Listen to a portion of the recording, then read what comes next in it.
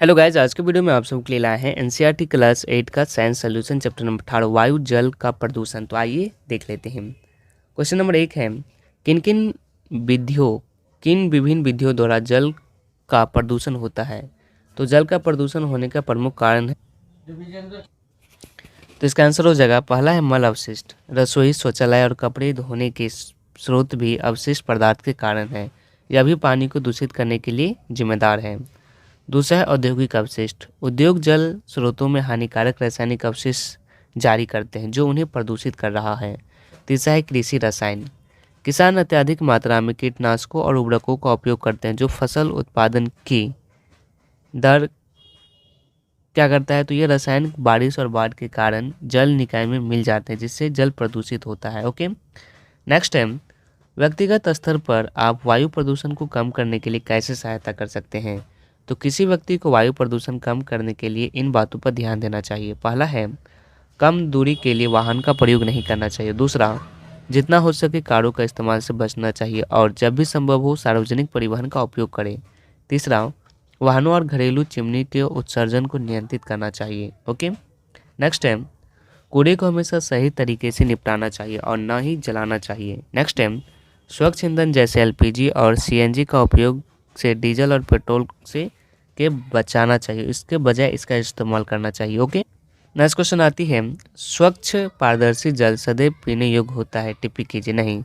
साफ और पारदर्शी पानी हमेशा पीने योग्य नहीं होता। पानी साफ दिखलाई दे सकता है लेकिन यह हो सकता है कि उसमें सूक्ष्म जीव और अन्य विघटित अशुद्धियाँ हो जिसके कारण कुछ रोग होते हैं। इसीलिए यह सलाह दी जाती है कि पीने से पहले पानी को शुद्ध कर लेना चाहिए।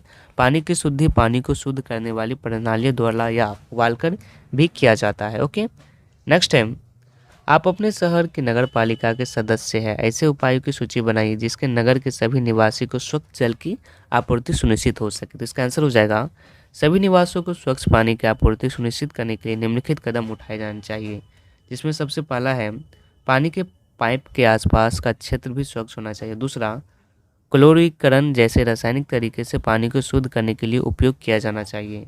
तीसरा, मुख्य जल स्रोत स्वच्छ परिवेश में बनाया जाना चाहिए और ठीक से बनाए रखा जाना चाहिए।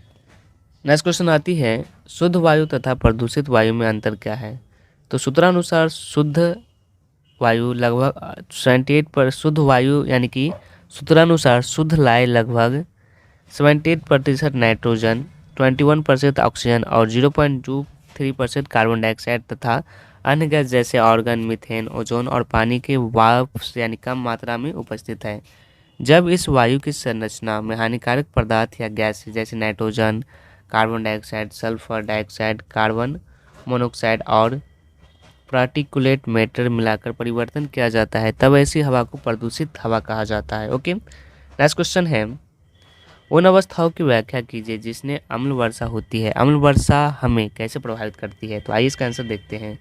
कोयला और डीजल जैसे जीवाश्म ईंधन के ज्वलन से विभिन्न प्रदूषकों को वायुमंडल में छोड़ा जाता है जैसे सल्फर डाइऑक्साइड और नाइट्रोजन डाइऑक्साइड। ये प्रदूषक पानी में मौजूद वाष्प के साथ प्रतिक्रिया करते हैं जिससे सल्फ्यूरिक एसिड और नाइट्रिक एसिड बनते हैं। ये बारिश के साथ नीचे आते हैं जिससे अम्लीय वर्षा होती है। ओके, अम्लीय वर्षा से इमारतों और संरचनाओं को नुकसान पहुंचाता है, विशेष रूप से संगमरमर जैसे कि संगमरमर से बना ताजमहल। नेक्स्ट है अम्लीय वर्षा फसलों को भी नुकसान पहुंचाती है।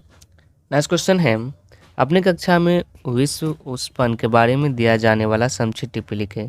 तो विश्व उष्णन हमारे देश के अलावा कई देशों के लिए बहुत बड़ी समस्या है और यह धरती के वातावरण पर लगातार बढ़ रही है। इस समस्या से न केवल मनुष्य, धरती पर रहने वाले प्रत्येक प्राणी को नुकसान पहुंचा रहे हैं और इस समस्या से निपटने के लिए प्रत्येक देश कुछ न कुछ उपाय लगातार कर रहा है, परंतु यह निरंतर बढ़ ही रहा है।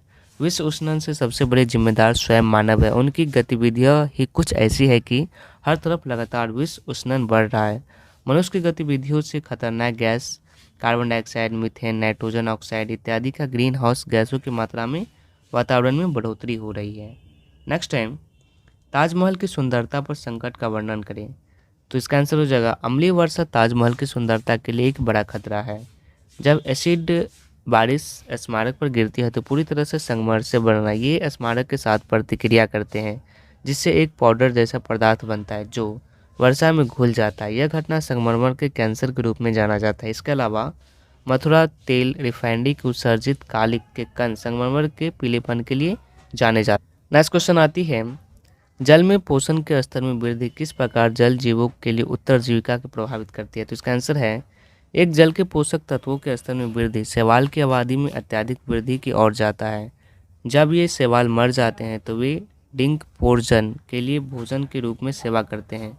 बहुत सारी ऑक्सीजन इस प्रक्रिया में उपयोग होती है। परिणाम स्वरूप जल में घुलित ऑक्सीजन के स्तर में कमी आती है और यह बदले में मछली और अन्य जलीय जीवों को मरने का कारण बन जाता है।